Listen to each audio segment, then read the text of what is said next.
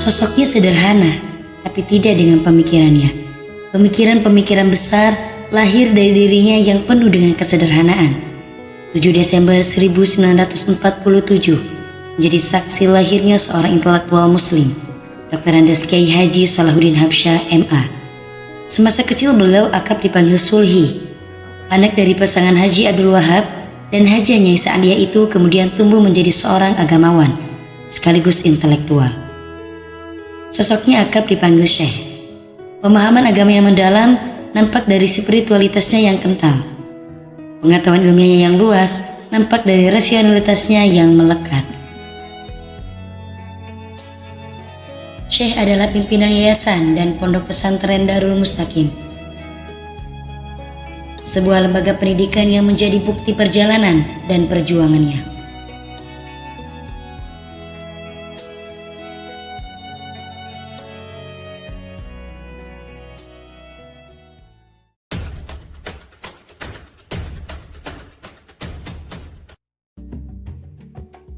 Sejak kecil, Syekh berbeda dari anak-anak pada umumnya. Kecerdasan dan idealisme membuat pemikirannya selalu beberapa langkah lebih maju dibanding anak-anak lain pada umumnya. Ketika masih duduk di bangku madrasah ibtidaiyah Darul Ulum, pernah terucap dari mulutnya, "Nanti saya ingin bangun pesantren." Sejak kecil beliau dikenal sebagai anak yang giat belajar, senang membaca buku, dan kompetitif di bidang akademis. Kecerdasannya yang di atas rata-rata anak seusianya saat itu membuat Syekh kecil mendapatkan kesempatan untuk loncat kelas ke MTS lebih cepat. Kiai Haji Junaidi Habsyah BA atau akrab dipanggil Abah. Abah yang merupakan adik dari Syekh menceritakan bahwa sang kakak adalah sosok yang paling menonjol dengan kecerdasannya. Saya dari sejak kecil sudah menilai dia memang adalah seorang kakak saya, memang yang dari sekian 7 saudara adalah memang dia yang paling menonjol.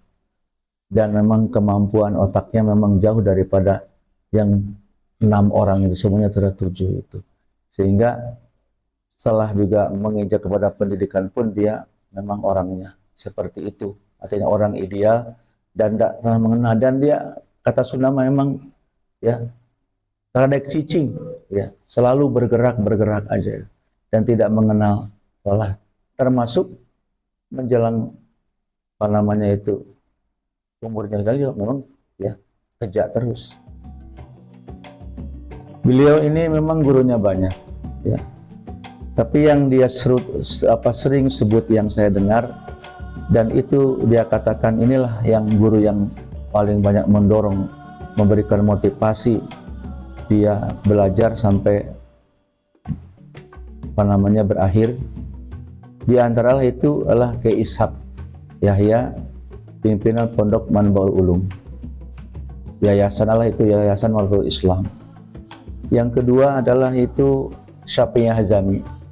Ini juga sosok gurunya yang memang sering disebut baik dulu maupun sekarang setelah jadi guru, sering menceritakan apa namanya itu bagaimana sosok gurunya yang kayak Syafi'i Hazami, yang secara kebetulan juga itu saya juga pernah berguru waktu di Asy-Syafi'iyah, dan juga setelah saya nikah juga dengan orang Cipayung, kakaknya ibu istri saya termasuk juga banyak belajar kepada beliau. Dan akhirnya juga umam sendiri di Arba'in adalah itu juga adalah berguru kepada atau belajar kepada apa namanya Syafi'i Hazami. Yang ketiga adalah itu apa namanya itu Kiai Mukhtar, ya Mukhtar, pimpinan pondok pesantren itu Babakan Sirna. Kemudian yang keempat adalah itu Kiai Maksum. Ini ketika dia di Bogor, ya di Bogor itu yang memberikan motivasi, termasuk dia yang suruh cari kawannya adalah itu 6 untuk nanti beasiswa kan. Itulah Pak Maksum itu di kala dia sekolah PGA. Terakhirlah itu Kiai Mahfudin yang dulu adalah guru ngajar di sini 1 bulan, pimpinan pondok pesantren Marbaul Irfan Gunung Sari. Itu ada 5 yang dia banggakan dan dianggap untuk memberikan motivasi waktu belajar maupun juga sudah mendirikan pondok ini. Abah memiliki banyak kenangan indah bersama Syekh semasa kecil. Salah satu cerita yang paling berkesan di benak Abah ialah ketika sholat bersama di atas batu sungai Cikuluwung selepas menonton pentas wayang golek. Syekh dan Abah masih MI kala itu. Selepas menonton wayang, Syekh dan Abah bertemu di jembatan Cikuluwung. Di atas ini namanya orang Cina di sini itu manggil golek ceritanya itu. Kemudian Abi nonton tapi nggak tahu almarhum nonton juga, karena dia juga nonton sesuai dengan yang agak celesting dengan dia. Abi juga yang celesting Abi itu, jadi berangkat nggak tahu ya, Abi tidur semalaman dan menjelang subuh pulang dan ketemu di Cikuluwung situ. Menjelang subuh kalimatnya, geningan nonton.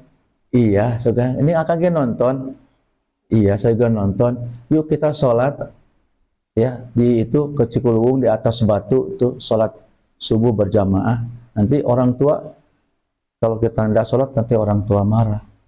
Sampai di rumah karena orang tua mungkin udah tahu malamnya kagak ada, ya akhirnya itu orang tua bilang sama ibu, jangan dikasih makan tuh anak. Gitu. Cerita itu menggambarkan bagaimana kentalnya ketaatan agama melekat pada diri Syekh sejak kecil. Abah menceritakan bahwa ketaatan agama yang terbentuk sejak kecil itu berkat didikan dan bimbingan orang tua mereka. Orang tua saya selalu menegur sholat, ya, sholat.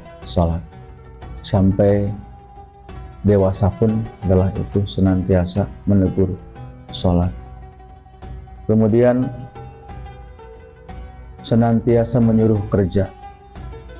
Jadi kalau ada waktu-waktu longgar, baik saya maupun almarhum, terutama sebelum sekolah, karena zaman dulu sekolahnya agak siang, namanya istilah sekolah keberang, ke siang dan ke pagi dan siang.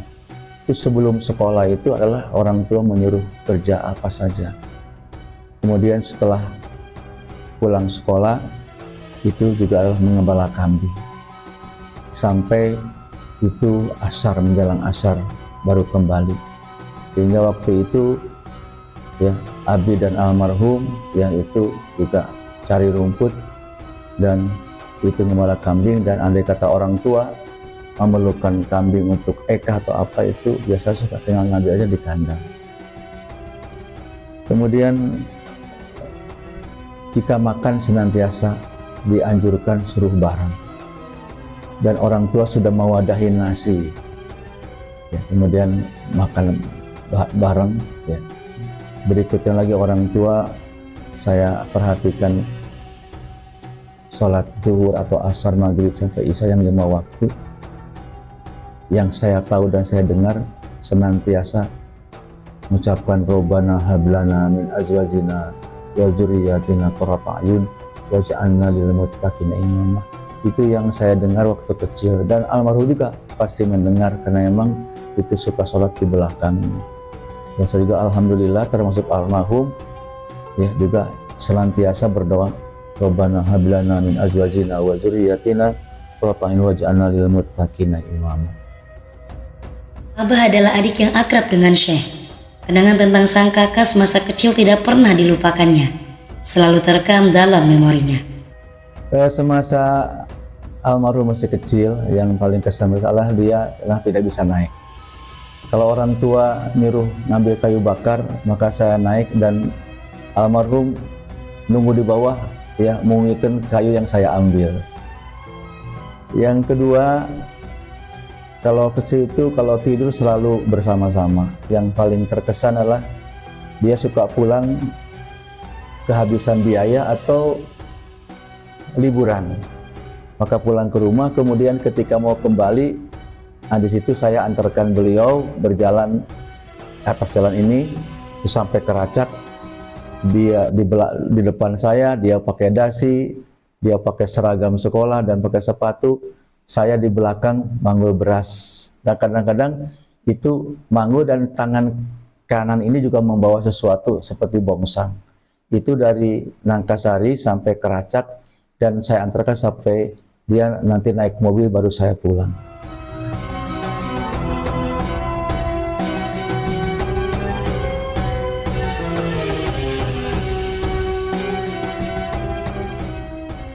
Dia selalu ya taat pada orang tua, mendengar kata orang tua. Kalau kata orang iya, iya, iya. Kalau tidak, tidak. Itu senang. Kemudian juga termasuk yang kalah pada guru.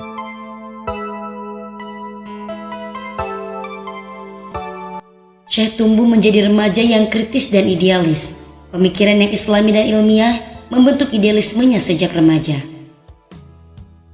Ada cerita menarik semasa Syekh MTS. Saat itu beliau dikenal sebagai sosok yang cerdas dan selalu unggul, baik di sekolah maupun di pesantren. Kecerdasan beliau menarik perhatian kiainya, yaitu Kiai Mukhtar Babakan Sirna. Sang kiai menulis surat dan meminta Syekh memberikan surat tersebut kepada orang tuanya. Dia termasuk orang ganteng sebenarnya. Bukan ganteng, iya ganteng lah gitu. Sehingga banyak disenangi perempuan. Tapi dia walaupun kelihatan itu seperti hanya biasa-biasa saja itu. Nah, cerita yang menarik waktu dia sekarang itu, dia memang pernah disenangi oleh anak kiai. Akhirnya pun kiai pun tahu, ya, tahu. Akhirnya itu pernah kirim surat. Yang ini memang hanya Abi yang tahu, ya, orang tua, yang isinya itu orang tua itu, gurunya itu seolah ya minta untuk nanti almarhum dijodohkan. Sampai 2 kali itu surat yang pertama disampaikan, yang kedua pun sama isinya, karena surat itu bertolak belakang dengan cita-citanya itu. Nggak disampaikan, sampai apa namanya itu selesai belajar pun nggak disampaikan. Syekh memiliki segudang prestasi akademik, sejak duduk di bangku sekolah dasar hingga di perguruan tinggi. Syekh menerima beasiswa di IAIN, Institut Agama Islam Negeri Syarif Hidayatullah Jakarta, atau yang sekarang UIN Jakarta. Ketika mendapatkan beasiswa, beliau bahkan dipercaya untuk memilih beberapa orang di antara kawan-kawannya yang layak mendapatkan beasiswa.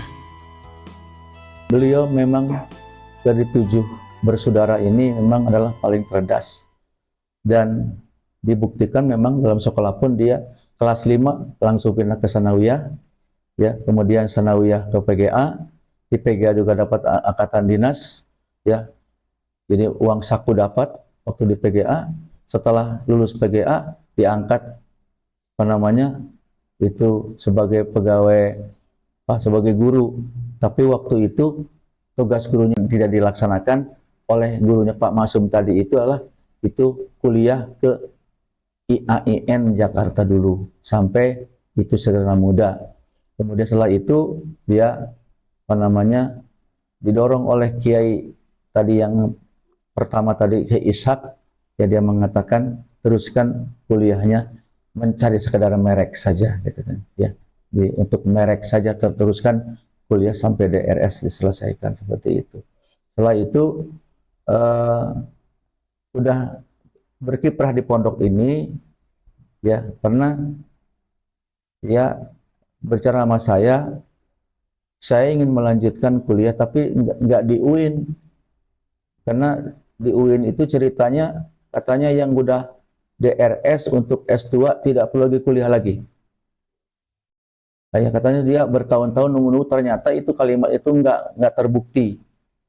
Akhirnya dia ingin melanjutkan ke S2, kemudian ya apa sih sebenarnya kendalanya kalau memang itu. Tapi saya katanya mau ke ini, ke UIJ, Universitas Islam Jakarta, melanjutkannya itu, ya, mau melanjutkan, ya. Terus kendalanya apa? Sekarang ini, saya bilang ada apa? Masalah biaya. Saya bilang lanjutkan ke S2, masalah biaya saya tanggung, insya Allah ada. Dan itulah akhirnya dia melanjutkan S2-nya di UIJ, Universitas Islam Jakarta, itu menyandang S2-nya itu jurusan tafsir.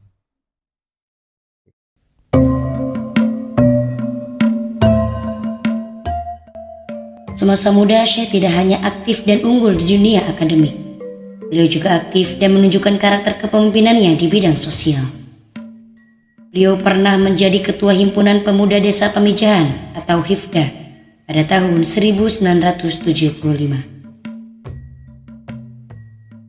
Bapak Ahmad Rifai selaku guru senior di Darul Mustaqim menyampaikan sederet kenangan yang tak terlupakan tentang sosok Syekh. Bagi Bapak Ahmad Rifai, Syekh adalah sosok yang visioner. Selain visioner, menurutnya, Syekh adalah sosok yang memiliki kepedulian tinggi serta jiwa kepemimpinan yang kuat. Bapak Ahmad Rifai juga menceritakan bahwa Syekh termasuk pencinta alam.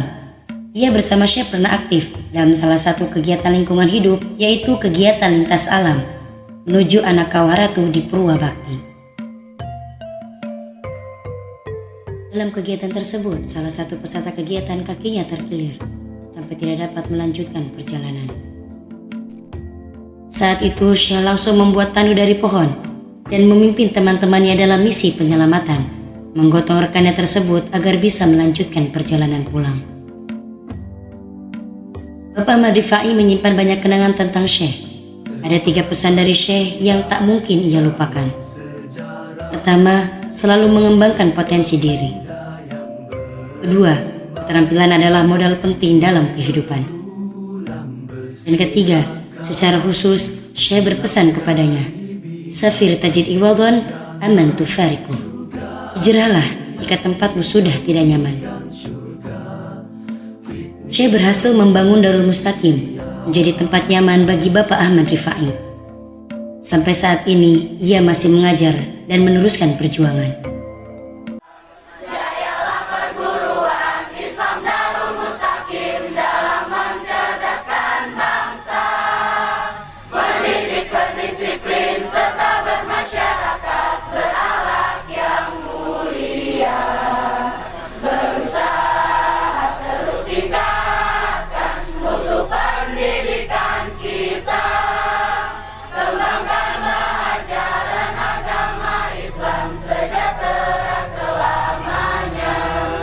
Semasa sekolah di SLTA Bogor, Syekh masih sering mengungkapkan cita-citanya untuk membangun pondok pesantren.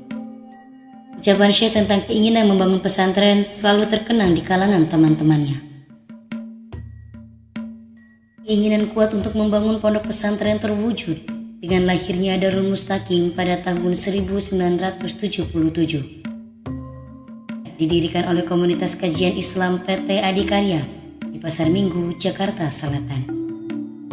Almarhum Abdul Fattah, Haji Syahril Abdul Riza, dan sederet pendiri lainnya memberikan kepercayaan kepada Syekh untuk membangun dan mengembangkan Yayasan Pondok Pesantren Darul Mustaqim.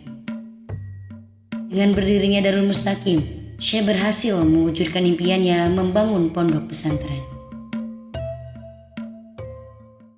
Perkembangan Darul Mustaqim ini, kalau kita lihat dari historisnya lah, itu ada 2.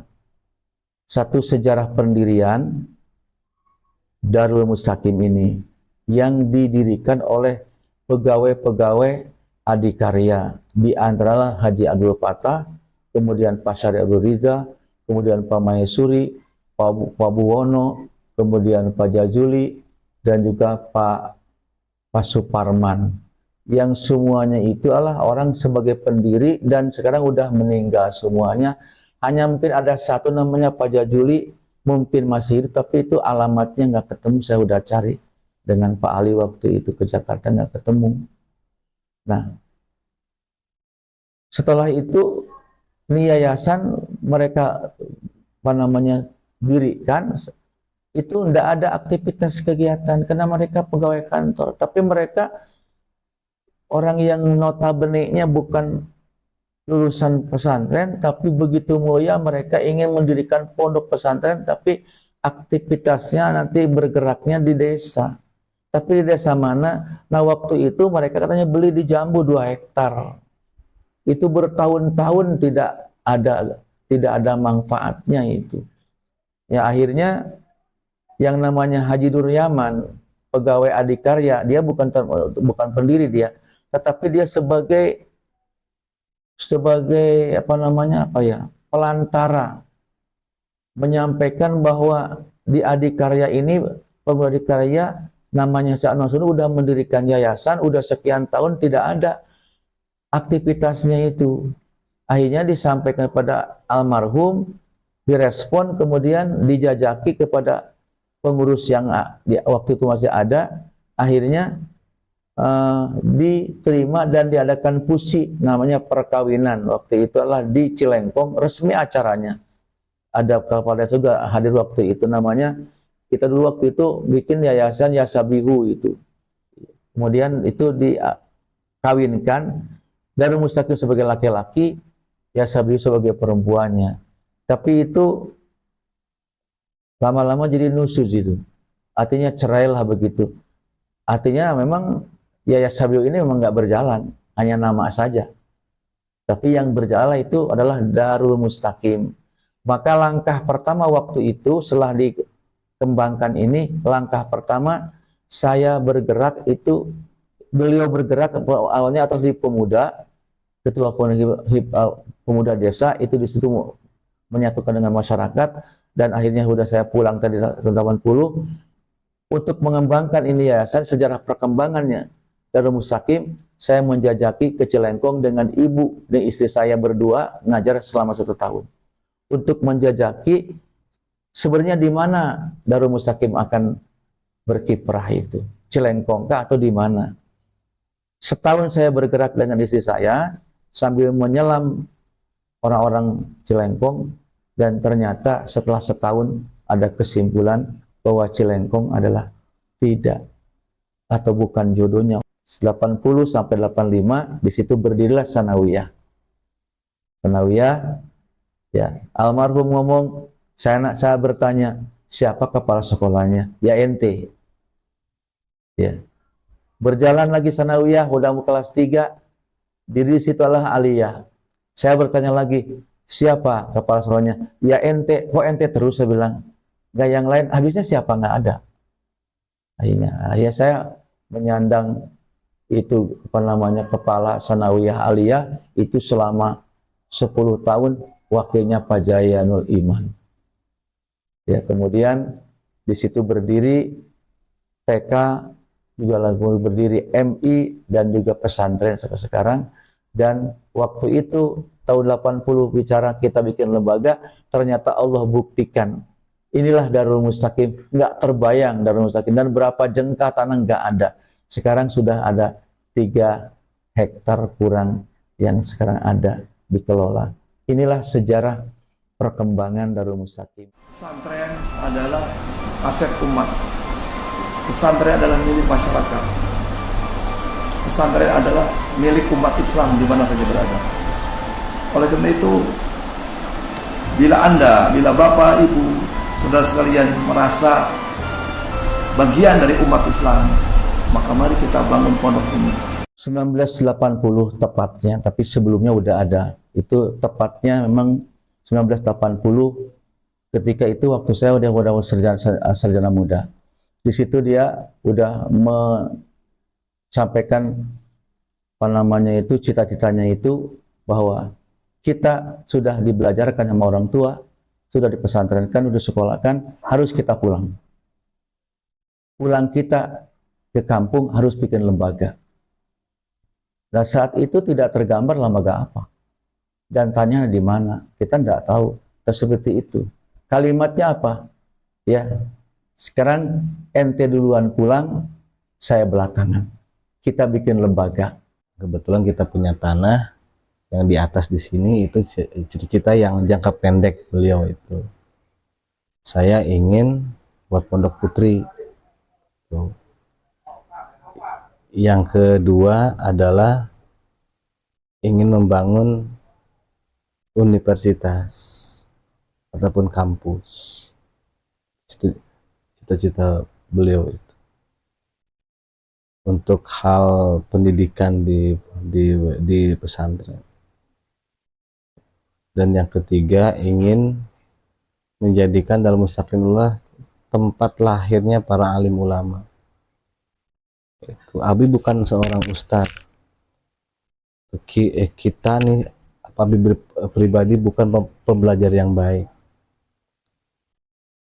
Maka teman-teman kita yang udah menjadi ulama, teman-teman kita yang sudah sukses, kita akan rangkul bagaimana Darul Mustaqim adalah tempat mencetaknya para alim ulama atau tempat orang-orang soleh.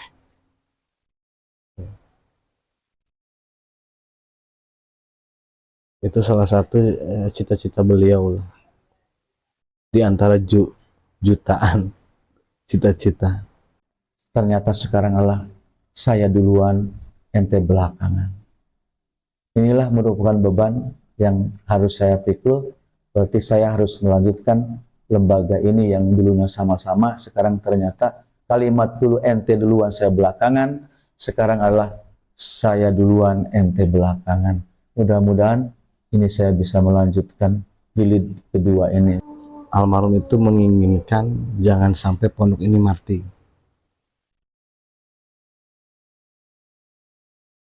Karena ini dakwah. Siapapun, pondok ini harus dilanjutkan. Baik alumni, baik dari keluarga, atau mungkin orang yang nggak dikenal. Karena pondok ini harus tetap berjalan dalam keadaan bagaimanapun. Maka kita selaku anak, selaku murid, selaku santri, yuk kita sama-sama melanjutkan perjuangan itu yang harus kita pegang. Syekh dikenal dengan kecintaannya terhadap ilmu. Beliau juga dikenal tegas dan idealis dengan keteguhannya memegang prinsip-prinsip. Beliau adalah sosok yang mandiri. Dirinya sama sekali tidak ingin merepotkan orang lain, bahkan istrinya sekalipun. Itu nggak pernah dicuci sama istri. Selalu nyuci sendiri. Mulai dari dalaman sampai baju itu nggak pernah dicuciin sama istri. Mungkin juga tahu istrinya ya sudah lelah, usia juga sudah tidak muda. Jadi saya ya benar-benar tidak mau merepotkan mama saat itu. Terus juga kalau bercanda, yang kita tahu kan orangnya garang ya. Mungkin kalau orang baru ketemu takut jiper. Tapi kalian juga mungkin tahu ketika kita ada omongan yang klik aja. Ya ketika saat itu klik, kena di saya, itu tidak memandang siapa yang diajak ngomong ya.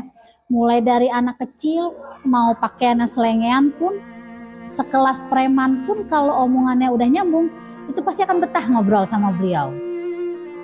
Sisi lain dari sosok Kiai Haji Salahuddin Habsyah yang dikenal tegas itu ialah sifatnya yang romantis.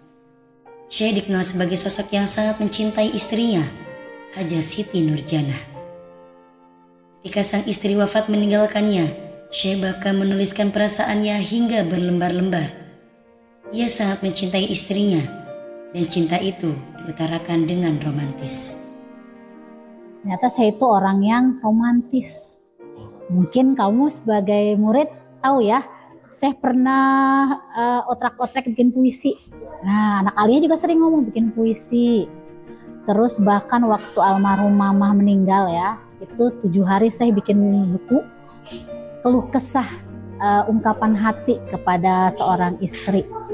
Dan situ kita sebagai anak ya kaget juga takjub itu kata-kata semua ungkapan saya diucapkan. Yang kita tahu kan mama ya memang pendidikannya nggak terlalu tinggi ya, hanya sampai SMP. Tapi alhamdulillah dengan keterbatasan mama, papa tuh nggak pernah merendahkan gitu. Bahkan selalu memotivasi mama tuh untuk ayo belajar, papa bantu, papa bimbing gitu. Sesibuk apapun, saya itu selalu menyempatkan untuk hadir kalau di sekolah kita ada acara. Bahkan walaupun hanya untuk ngambil rapot aja, beliau sempetin. Itu beliau yang selalu ngambil. 28 Juni 2023 menjadi hari berkabung. Setiap orang yang mengenal Syekh menundukkan kepala mereka. Tak sedikit dari mereka meneteskan air mata. Syekh berpulang ke tempat peristirahatan abadinya. Syekh dimakamkan tepat di samping makam sang istri di komplek yayasan Pondok Pesantren Darul Mustaqim. Pondok yang menjadi tempatnya mengabdi dan berjuang. Sosok Syekh baik sebagai kiai, guru, ataupun sebagai seorang ayah selalu memberikan kesan indah di benak masing-masing insan yang mengenalnya. Ketika itu menjelang, tapi kita nggak tahu almarhum akan meninggal. Saya berada waktu itu di Banten dengan keluarga. Saya secara kebetulan telepon sama Wan, lagi apa? Lagi ngobrol katanya dengan saya Mat. Ya, nanti ke hasilnya sampaikan ya sama saya. Ya, gak lama beberapa menit, ya saya, Wan apa hasilnya? Itulah ada pesan dua waktu itu. Pesan satu, ya saya tidak nikah lagi. Yang kedua, saya mau pergi lama, silahkan ini pondok urus, saya akan pergi lama. Itu kalimatnya dua. Dan waktu itu saya nggak curiga almarhum akan menikah. Saya apa ya istilahnya, merasa Syekh itu kok nggak ada matinya gitu ya, bukan mati dalam kata sebenarnya. Itu semangatnya melebihi usia-usia muda di bawah Syekh ya. Mungkin kalian juga tahu, membaca buku aja tuh sehari aja ada waktu kosong tuh pasti gunakan untuk baca buku. Itu buku-buku saya tuh numpuk. Bahkan saya dikasih satu lama gitu selesainya. Itu kalau saya alhamdulillah satu buku bisa sehari ya. Jadi almarhum itu sangat memanfaatkan waktu, terutama dalam hal bagaimana sikap kita harus terus mencintai ilmu. Gerak kita itu adalah ilmu. Dimanapun kita berada harus mendapatkan ilmu. Itu. Jadi kalau almarhum itu adalah guru terbaik, pendengar terbaik, pembelajar terbaik.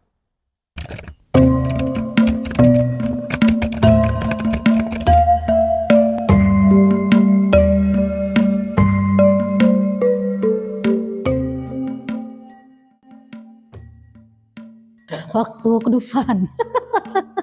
Dulu saya biasanya nggak pernah mau naik wahana yang serem ya, paling nunggu gitu.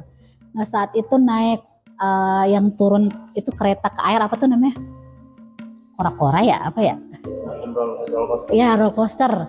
Sama mama saya ajak, saya paksa, tapi saya masih muda waktu itu, belum menikah. Ayo Pak naik. Ah masa Papa naik gituan? Nggak apa-apa ayo. Ayo dah Bismillah. Udah kita naik bareng-bareng satu kereta sekeluarga tuh berlima kalau nggak salah. Papa di depan, saya terus mama udah tuh pas naik kan gitu kan.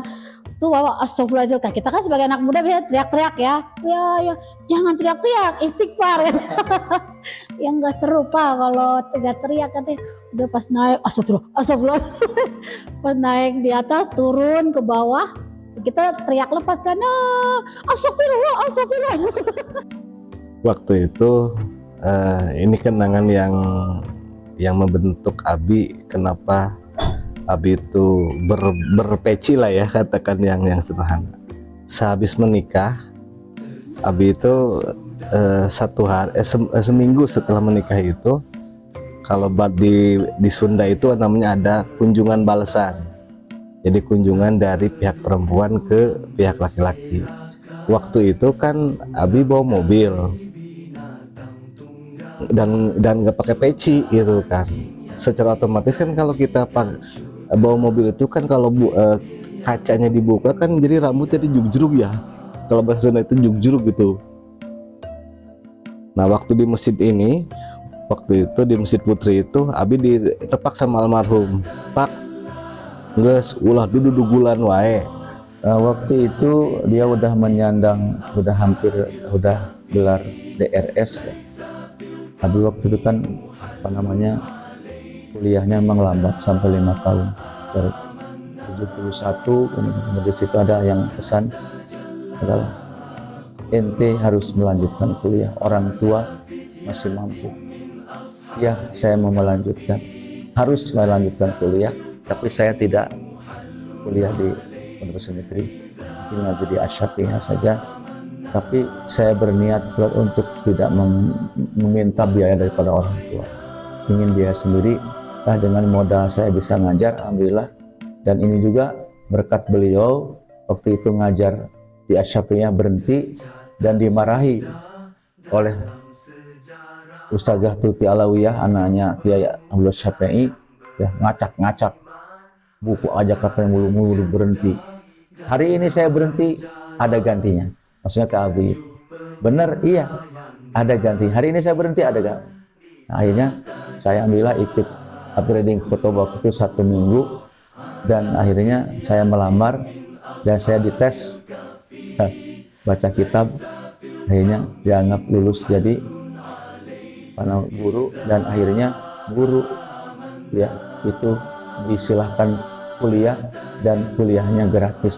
Di situ saya bilang alhamdulillah, inilah yang saya cari.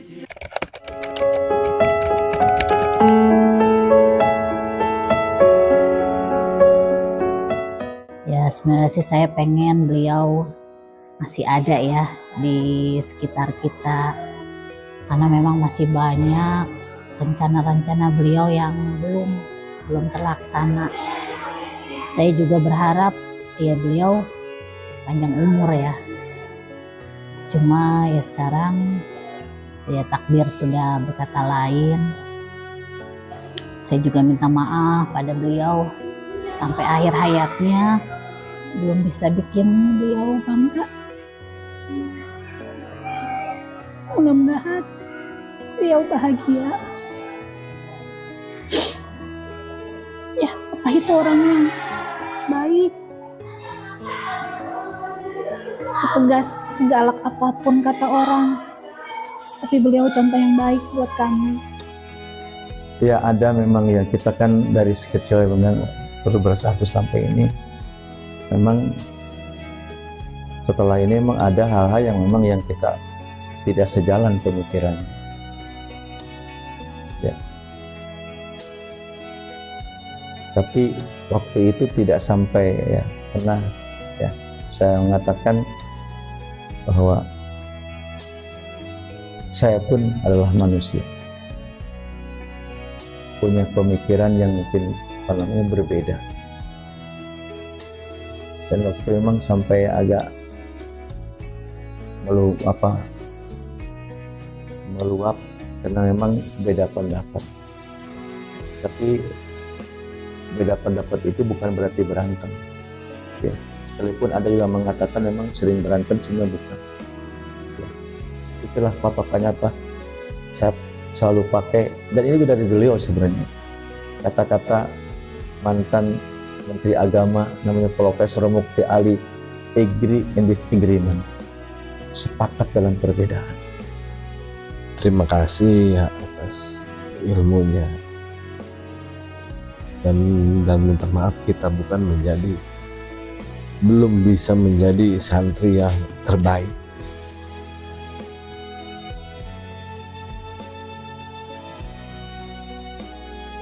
Maka dari untuk menebus dosa, katakanlah ini versi Abi, kita akan lanjutkan perjuangan menyesal dulu nggak banyak belajar sama Allah. Terakhir itu beliau tuh pernah ngajak Umam ya, Mam, orang ngaji duaan, ngaji apa sih, bebas deh, orang ngaji ihya weh, orang gantian weh macana.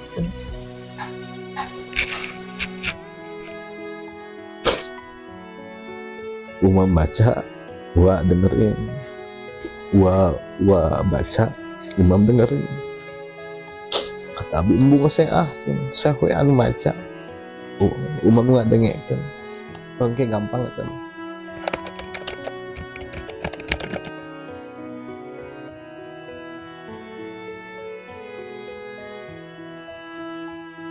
Tegas, terus semangat tinggi, haus dengan ilmu pengetahuan. Semangat,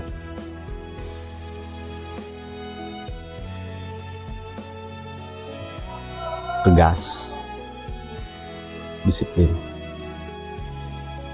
Ya disiplin, ideal, kreatif, inovatif, dinamis.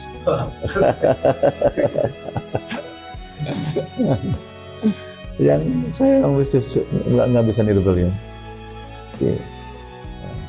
Tapi insya Allah melanjutkan, tapi pemikirannya saya nggak bisa.